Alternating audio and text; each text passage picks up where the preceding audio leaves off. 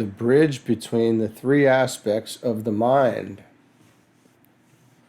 There is one point which I would like to clarify if I can, for on this point there is much confusion in the minds of aspirants, and this is necessarily so. Let us for a moment therefore consider just where the aspirant stands when he starts consciously to build the Antahkarana.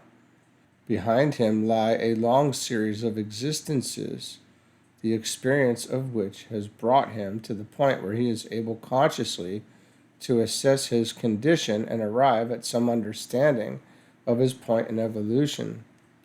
He can consequently undertake, in cooperation with his steadily awakening and focusing consciousness, to take the next step, which is that of accepted discipleship. In the present, he is oriented towards the soul. He, through meditation and the mystical experience, does have occasional contact with the soul, and this happens with increasing frequency. He is becoming somewhat creative upon the physical plane, both in his thinking and in his actions. At times, even if rarely, he has a genuine intuitive experience. This intuitive experience serves to anchor the first tenuous thread spun by the weaver in Phohatic enterprise, as the old commentary puts it. It is the first cable projected from the spiritual triad in response to the emanation of the personality, and this is the result of the growing magnetic potency of both these aspects of the monad in manifestation. It will be obvious to you that when the personality is becoming adequately magnetized from the spiritual angle, its note or sound will go forth and will evoke response from the soul on its own plane. Later, the personality note and the soul note in unison will produce a definitely attractive effect upon the spiritual triad. The spiritual triad, in its turn, has been exerting an increasingly magnetic effect upon the personality. This begins at the time of the first conscious soul contact. The response of the triad is transmitted necessarily in this early stage via the sutratma and produces inevitably the awakening of the head center. That is why the heart doctrine begins to supersede the doctrine of the eye. The heart doctrine governs occult development. The eye doctrine, which is the doctrine of the eyes of vision, governs the mystical experience. The heart doctrine is based upon the universal nature of the soul, conditioned by the monad, the one, and involves reality. The eye doctrine is based on the dual relation between soul and personality. It involves the spiritual relationships, but the attitude of dualism, or of the recognition of the polar opposites, is implicit in it. These are important points to remember as this new science becomes more widely known.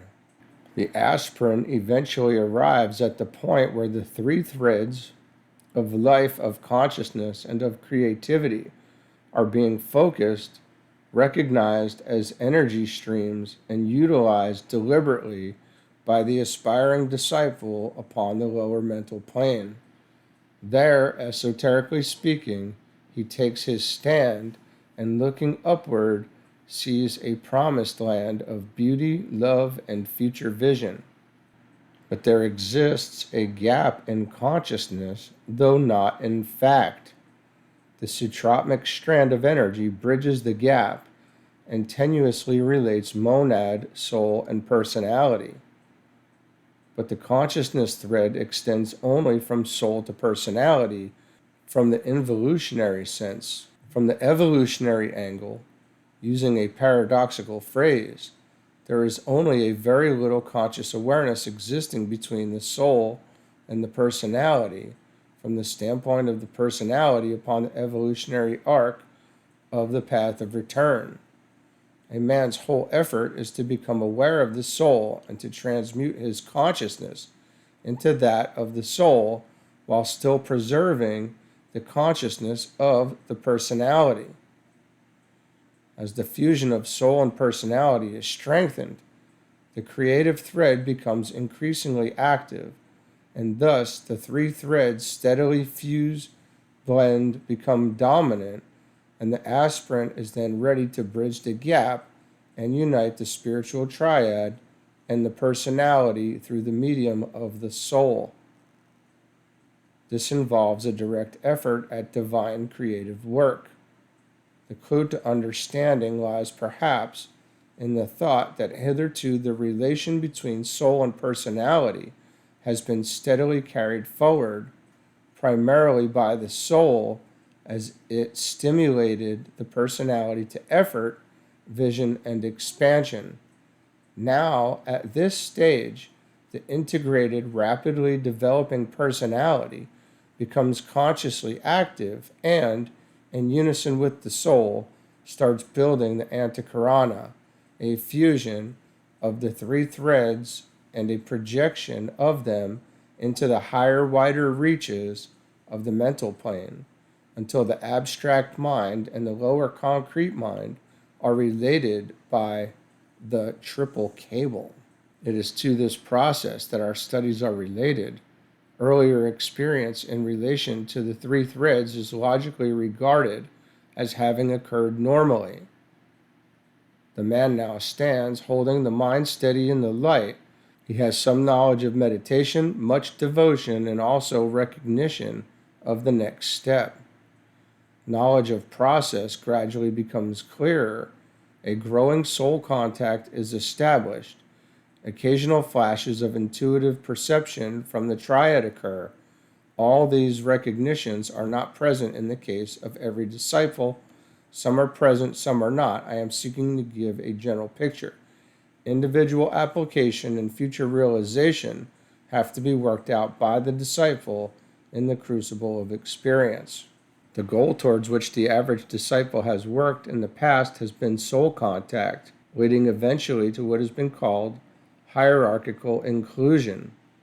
The reward of the disciple's effort has been admittance into the ashram of some master, increased opportunity to serve in the world, and also the taking of certain initiations.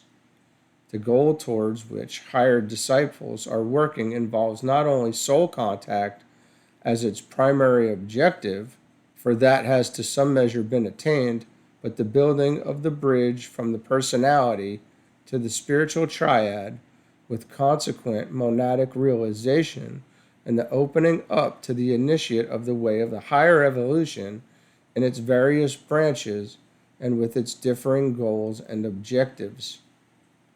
The distinction, I said not difference, and I would have you note this, between the two ways can be seen in the following listed comparisons.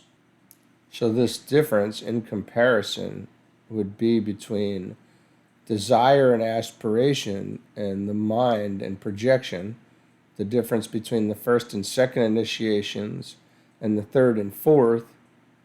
Then we have universal love and intuition compared to universal will and mind. And then we have the path of light on the lower initiations in comparison with the way of the higher evolution, or at least leading to the way of the higher evolution.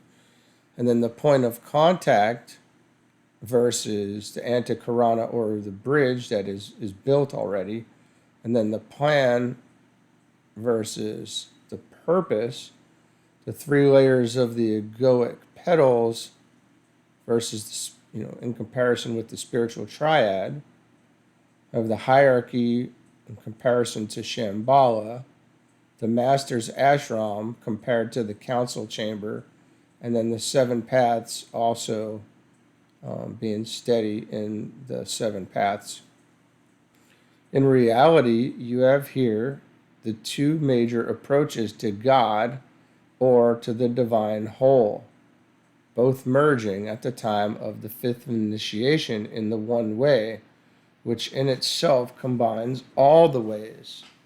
Forget not a statement which I have several times made, that the four minor rays must merge eventually into the third ray, and that all five must then finally merge into the second and the first rays.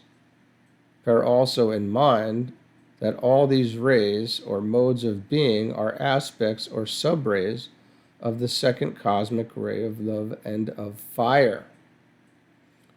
I would like here also to point out some further relationships. You know well that upon the mental plane, the three aspects of the mind, or the three focal points of mental perception and activity, are to be found. I'm going to leave it there for today. Personally, I want to sit on what we just went through again. It's so profound. See you later. Have a good one.